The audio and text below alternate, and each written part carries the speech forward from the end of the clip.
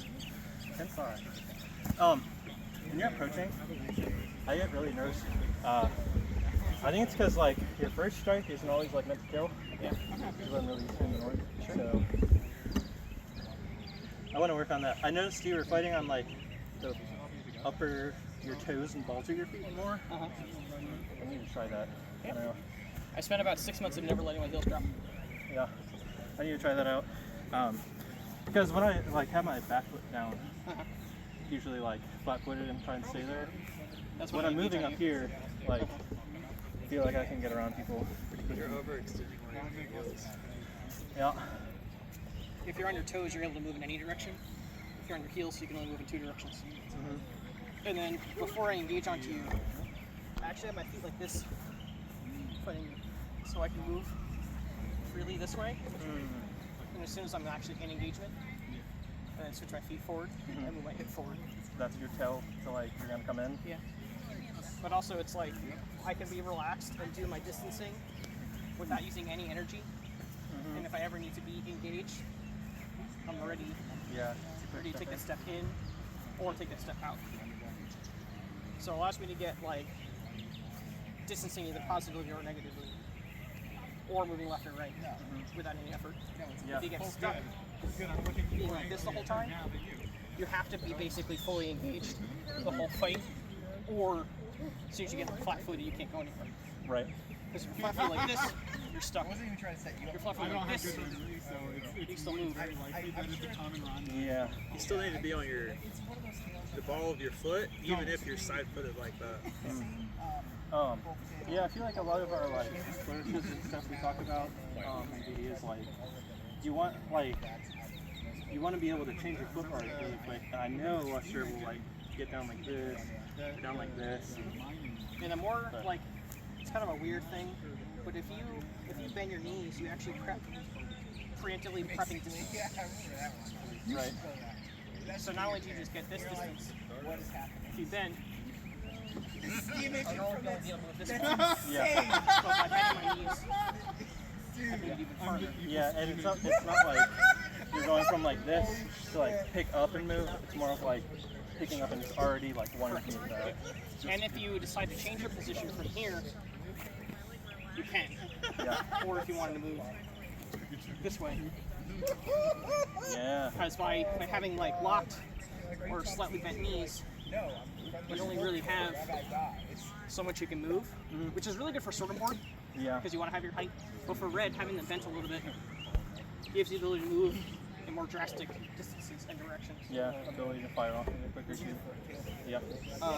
There's also something that Lester taught me a really, really long time ago, where it's not just pushing forward with your foot, like taking a step.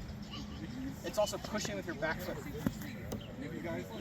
Think about yourself as like a small fall. That you can accelerate by your back foot. Yep. So if you're doing them both at the same time, Yeah.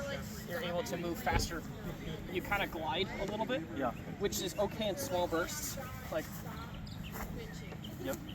Like doing that is good, but like if you just do like hard glides over and over again, you'll fall. Yeah, and people will start noticing it too, where it's like, oh, their only advance will be hard lunge towards them, or the side or whatever. But if you work on just like small movements and then doing those ins and outs with that burst will give you a lot more ability, especially if you do like a 2-hand strike, like with just like a normal walk, Yeah. and then like you're leaving, Yeah. and as soon as you like particularly out, Are you ready to fire and go? Yeah. you will get out faster. People need to be doing footwork drills in the sand more often so I can see where their feet are moving. It's also the feints. He's feigning you a lot.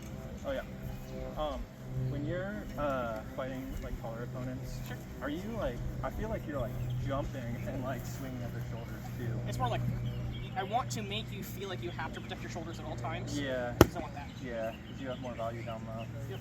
So I think fighting shorter opponents, I need to just be like less like biting on the like upper quadrant side, and just know that like a little bit of better positioning to get away from it, and you're like super overextending. Well, maybe not super overextending for it, but you got to reach for it. Yeah, I gotta go. Yeah.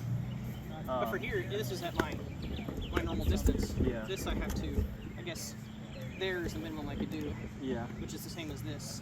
But like, I would prefer to hit here, Yeah. and block, and do this, and maybe get a block. If you block this shot here, you are likely to throw over afterwards. Yeah. So I'd have to like do this and then back. Yeah. So I'd rather be here, because if you do block it here, Yep. Wasted turn. Yep.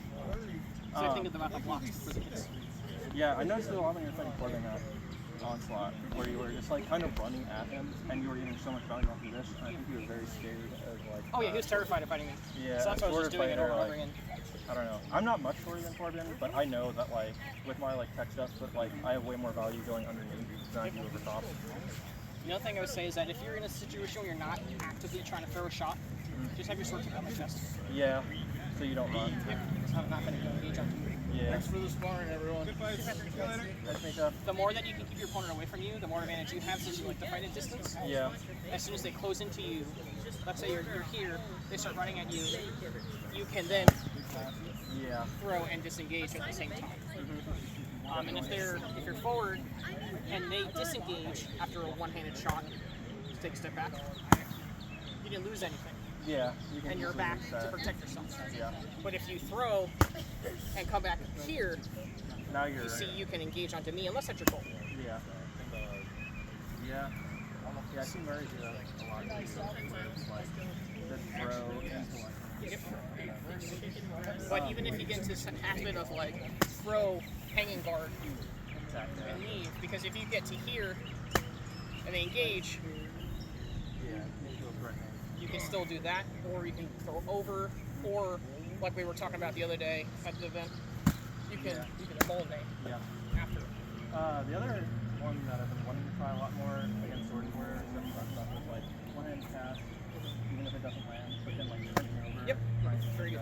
I really like it, especially for my weaker left arm. And I play a lot of Sword Warrior, so like I need to practice it. And then like Yeah. This stab. Yeah, thumb up stab To into legs. I'm still remembering our long conversation about there. Other way. Oh. Easy. Think about easy. Think about easy. Yep. Yep.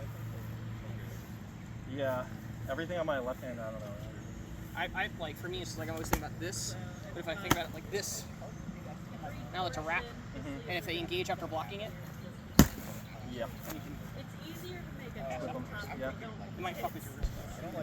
Yeah. I want to get like a wrist or forearm trainer for my left hand.